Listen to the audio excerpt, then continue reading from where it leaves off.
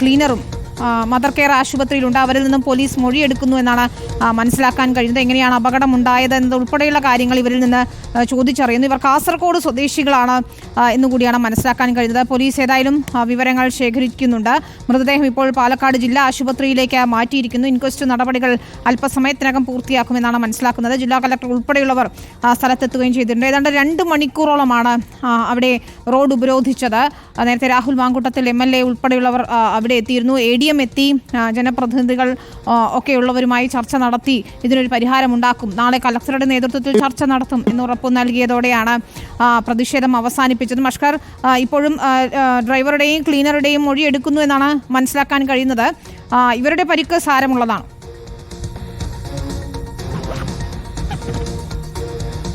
വിനിത, കാസർഗോഡ് സ്വദേശികളായിട്ടുള്ള ഡ്രൈവറും ക്ലീനറുമാണ് വാഹനത്തിലുണ്ടായിരുന്നത്.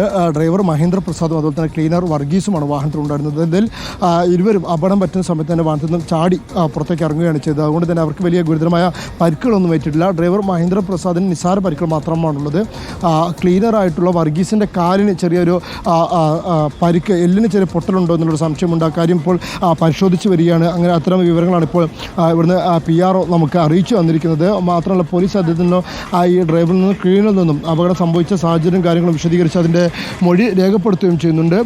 ഇവിടെ ഒരു വിദ്യാർത്ഥിയുടെ മൃതദേഹമാണ് ഇത്തരത്തിൽ മദർ കെയർ ആശുപത്രിയിലേക്ക് എത്തിച്ചിരുന്നത്. അത്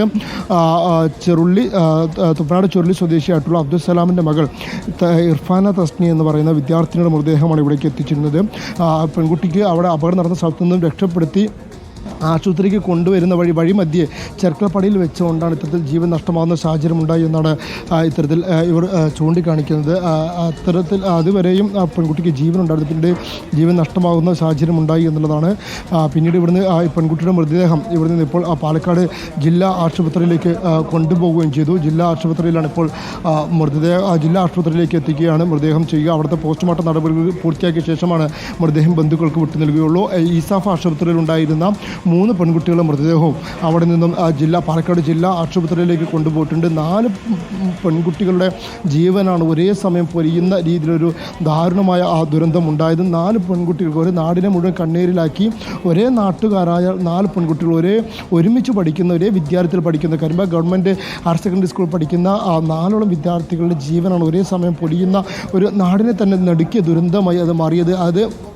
ആ ദുരന്തത്തിന് ഒരു റോഡ് കാരണമായി, അല്ലെങ്കിൽ റോഡിൻ്റെ നിർമ്മാണത്തിന് അശാസ്ത്രീയത കാരണമായി എന്നുള്ളതാണ് ഇപ്പോൾ നാട്ടുകാരെ ഏറെ കോപാകുലരാക്കുന്നത്. അതിൻ്റെ രോഷപ്രകടനമാണ് നമ്മൾ ഇത്രയും സമയം കണ്ടത്. മണിക്കൂറുകളോളം റോഡ് ഉപരോധിച്ചുകൊണ്ട് തന്നെ പ്രതിഷേധമായി നാട്ടുകാർ രംഗത്തെത്തുന്ന കാഴ്ച നമ്മൾ കണ്ടിരുന്നു. കഴിഞ്ഞ കുറേ വർഷങ്ങളായി തന്നെ ഇത്തരത്തിൽ തുടർച്ചയായി ഈ പ്രദേശത്ത് വാഹനാപകടം നടക്കുന്നുണ്ട്. മഴ പെയ്യുമ്പോഴെല്ലാം ഓരോ ദിവസവും നിരവധി അപകടങ്ങൾ എന്ന് പറയുന്ന രീതിയിൽ തന്നെ തുടർച്ചയായി വാഹനാപകടങ്ങൾ അവിടെ റിപ്പോർട്ട് ചെയ്തിരുന്നു. അത്തരം അപകടങ്ങൾ തുടർച്ചയായതിനൊടുവിലാണ് നാട്ടുകാർക്ക് തന്നെ വലിയ പ്രതിഷേധമായി മുന്നോട്ട് വന്നത്. പക്ഷേ അത്തരം പ്രതിഷേധങ്ങൾക്കൊടുവിലും കാര്യമായൊരു നടപടികൾ അധികൃതരുടെ ഭാഗത്തുനിന്നുണ്ടായില്ല. റോഡിൽ JCB ഉപയോഗിച്ച് വരഞ്ഞുകൊണ്ട് അതിന് ഗ്രിപ്പ് നൽകാനാണ്, അതുപോലെ തന്നെ സിഗ്നൽ ബോർഡുകൾ സ്ഥാപിക്കാനും മാത്രമാണ് ശ്രമിച്ചത്. മറിച്ച് അതിനപ്പുറത്തേക്കുള്ള റോഡിൻ്റെ അശാസ്ത്രീയത പരിഹരിക്കാനുള്ള ഒരു നടപടിക്രമങ്ങൾ ഉദ്യോഗസ്ഥരുടെ ഭാഗത്തുനിന്നോ അധികൃതരുടെ ഭാഗത്തുനിന്നോ ഉണ്ടായില്ല എന്നുള്ളത് തന്നെയാണ് യാഥാർത്ഥ്യം.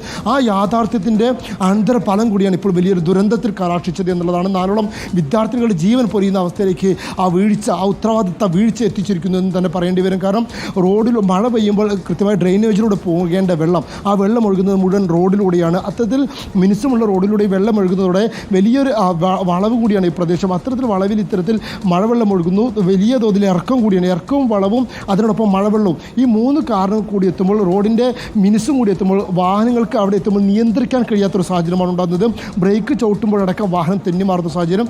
അത്തരത്തിൽ നിരവധി അപകടങ്ങളാണ് ഈ പ്രദേശത്ത് ഉണ്ടായിരിക്കുന്നത്. അവിടുത്തെ ബസ് സ്റ്റോപ്പിലേക്കും സമീപത്തെ വീടുകളിലേക്കും കടകളിലേക്കും ഒക്കെ തന്നെ ഇത്തരത്തിൽ വാഹനങ്ങൾ ഇടിച്ചു കയറുന്ന അവസ്ഥ ഉണ്ടായിട്ടുണ്ട്. KSRTC ബസ്സടക്കം നിയന്ത്രണം വിട്ട് ടിപ്പർ ലോറിയിൽ ഇടിക്കുന്ന സാഹചര്യം ഉണ്ടായിട്ടുണ്ട്. അങ്ങനെ നിരവധി എണ്ണിയാൽ ഒതുങ്ങാത്ത വാഹനാപകടം നടന്ന പ്രദേശമാണ് ഈ കരിമ്പ പനയമ്പാടം അപകട വളവ് എന്ന് പറയുന്നത്. ആ പ്രദേശത്താണ് വീണ്ടും ഇത്തരത്തിലുള്ള റോഡിൻ്റെ അശാസ്ത്രീയത മൂലം തന്നെ ഒരു 4 വിദ്യാർത്ഥികളുടെ ഒരു അപകടം ഉണ്ടാവുകയും അതിൻ്റെ പേരിൽ 4 വിദ്യാർത്ഥികളുടെ മരണത്തിലേക്ക് ദുരന്തം കലാശിക്കുകയും ചെയ്തു എന്നുള്ളതാണ്. അതിൻ്റെ രോഷം കൂടിയാണ് യഥാർത്ഥത്തിൽ ഇന്ന് അവിടെയുള്ള നാട്ടുകാരുടെ ഭാഗത്തു നിന്നും ഉണ്ടായതെന്ന് തന്നെ പറയേണ്ടി വരും. വിനീത. അഷ്കർ പറഞ്ഞു നിർത്തിയെടുത്തത് തന്നെയാണ്. ഇക്ബാൽ ചേരുന്നുണ്ട്. ഇക്ബാൽ, നഷ്ടപ്പെട്ടത് 4 കുഞ്ഞുങ്ങളെയാണ്. ഇതിൽ ഈ നാട്ടുകാർ ആരോപിക്കുന്ന കാര്യങ്ങൾ അതീവ ഗൗരവത്തോടെ കാണേണ്ടതാണ്. റോഡിന്റെ അശാസ്ത്രീയ നിർമ്മാണം കാരണം സ്ഥിരമായി അപകടങ്ങൾ ഉണ്ടാവുന്നു, സ്ഥിരമായി റോട്ടിൽ ചോര പൊടിയുന്നു എന്നാണ് നാട്ടുകാർ പറയുന്നത്. അത് പറഞ്ഞാണ് അവർ പ്രതിഷേധിക്കുന്നത്. തൽക്കാലം നാളെ കളക്ടർ യോഗം വിളിക്കുമെന്ന ഉറപ്പിൽ താൽക്കാലികമായെങ്കിലും നാട്ടുകാർ തൃപ്തിപ്പെട്ടിട്ടുണ്ടോ ഇക്ബാൽ?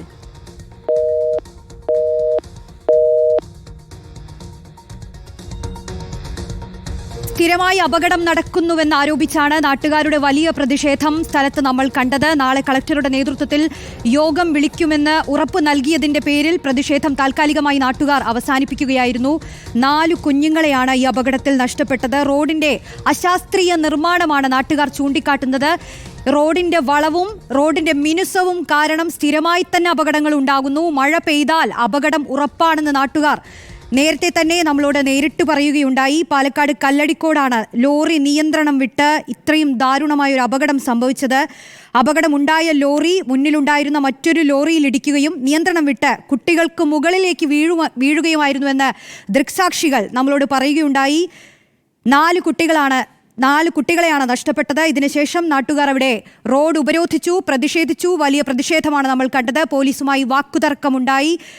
ഏറ്റവും ഒടുക്കം നാളെ കളക്ടറുടെ നേതൃത്വത്തിൽ യോഗം വിളിക്കാമെന്ന ഉറപ്പിൽ നാട്ടുകാർ താൽക്കാലികമായി തന്നെ പ്രതിഷേധം അവസാനിപ്പിക്കുകയായിരുന്നു. ഇതിൽ നാട്ടുകാർ ഉന്നയിക്കുന്ന അതീവ ഗൗരവതരമായ വിഷയം ആ റോഡിന്റെ അശാസ്ത്രീയ നിർമ്മാണമാണ്. അതിന് അടിയന്തരമായ പരിഹാരം കാണണം.